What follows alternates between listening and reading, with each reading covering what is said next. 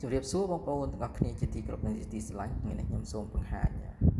ភាសាកជុតទី2របស់ខ្ញុំណាតកតងនឹងអង្គពីអង្គខាងលើគឺខ្ញុំជាវតែដោយសារមកដល់ពេលនេះអត់ទាន់មានអ្នកសួរនាំទេមានដែរតែសួរឲ្យស្ងាត់ចឹងណាអញ្ចឹងពីអង្គនេះខ្ញុំជាវសាងពីភ្លុកព្រះអង្គនេះគឺប្រអ្នកមុចលឹងសាងពីភ្លុកណាស្អាតបងគឺស្អាតមែនទែនណាឥឡូវឡើងសាច់កមួនអស់ហើយអង្គខាងនេះគឺប្រក់អ្នកទ្រង់គ្រឿងណាហើយខ្សែករបស់ខ្ញុំឈុតទី2របស់ខ្ញុំនេះ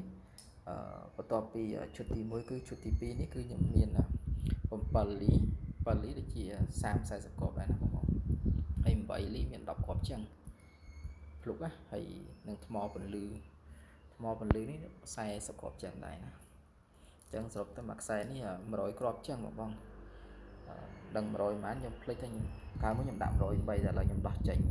2គ្រាប់ទៅខ្ញុំដាក់ស្ពឺនេះវិញចឹងណា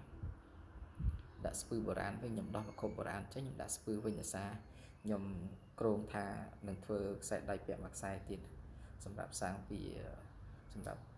ខ្សែដៃមួយខ្សែនេះធ្វើពីគ្រប់បុរាណរបស់យើងណាអញ្ចឹងខ្ញុំប្រហែលជាអាចនឹង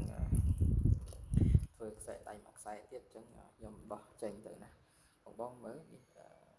ថ្មពន្លឺដោយសារគេចាក់រន្ធអត់ស្មើគ្នារៀងល្បីល្មូលណាហើយសម្រាប់មេបតងឬក៏តួអង្គបតងដែរនៅនឹងបតងរបស់ខ្ញុំមានច្រើនអង្គណាតែខ្ញុំសូមបង្ហាញនេះគឺព្រះអង្គណាព្រះអង្គតាំងសមាធិសាងពីផ្លោកបញ្ញាក្អែកអង្គក្រងណានេះខ្ញុំយូរហើយប្រសិទ្ធិក៏បានច្រើនវត្តដែរមិនក្រម7វត្តទេណាសិទ្ធិដាស់ប្រោះព្រំណាការអភិសេកខ្ញុំអត់ដែរបានទេដោយសារខ្ញុំអត់ដែរដឹងថាគេអភិសេកសំទោសស្អីគេហៅថា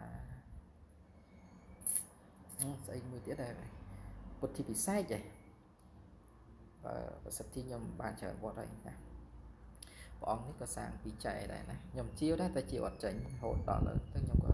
នៅតែទុកគ្រប់បូជាពាក្យប្រចាំនឹងខ្លួននឹងទៅណាហើយនៅខាងក្រោយរបស់ខ្ញុំនេះបងឃើញហើយនេះគឺនាងពួនសាងពីសំទុះមាននាងពួនសាងនាងពួនលេះដាច់ឬក្លឹមលេះដាច់ហៅថានាងពួនហើយសារលេះដាច់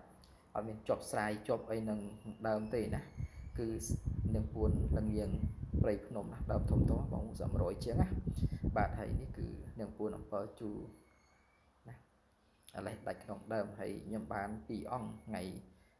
ចូលឆ្នាំខ្មែរថ្ងៃទី2ថ្ងៃឡើងស័កថ្ងៃណាហើយព្រះអង្គនេះសាងពីជ្រៅខ្មៅត្រង់បាតហើយមួយអង្គទៀតគឺជាសពគេពីឪពុករបស់ខ្ញុំហើយខ្ញុំក៏ដឹងច្បាស់ថាសាងពីនាងពួនឬក៏សាងពីក្លឹមអំពើជូទេណាបងទាំងអស់គ្នាតែនេះសពពីគេឪពុកខ្ញុំគឺមិនសល់តែមួយអង្គឯងអញ្ចឹងខ្សែជុតទី2របស់ខ្ញុំគឺមានប៉ុណ្ណឹងសម្រាប់បងទស្សនាកំសាន្តលេងសម្រាប់ទស្សនាកំសាន្តណាតើទៅនឹងខ្សែកជុតទី2របស់ខ្ញុំអ្នកស្រឡាញ់អ្នកលេងអ្នកចូលចិត្តវាតែប៉ុណ្្នឹងឯងបងមានអីនេះទេមានលុយមានកាបិចបោចជាវតែរបស់វត្ថុស័ក្តិសិទ្ធិចូលមកពាក់មកក្របោជាហ្នឹងឯងមានអីលើសនឹងទេហើយឈុតទី3គឺខ្នាយមួយនឹងពួនដែរមែនអត់ទេជានឹង3នឹងពួនបើជួមអង្គហើយកម្មរបស់ខ្ញុំអញ្ចឹងឈុតទី2របស់ខ្ញុំបងមើលទៅណាខ្ញុំលាយខ្លះបើនោះភ្លុកលាយនឹងស្ពឺបុរាណហើយនេះគឺថ្មពន្លឺលាយភ្លុកតាមដាក់កមុនយូរសាច់ឡើងកមុនអញ្ចឹងវីដេអូរបស់ខ្ញុំធ្វើចែកម្លែកជូនបងប្អូនទស្សនាកំសាន្តតែប៉ុណ្្នឹងទេអរគុណច្រើនជម្រាបលាជួបគ្នានៅវីដេអូក្រោយៗទៀតបាទជម្រាបលា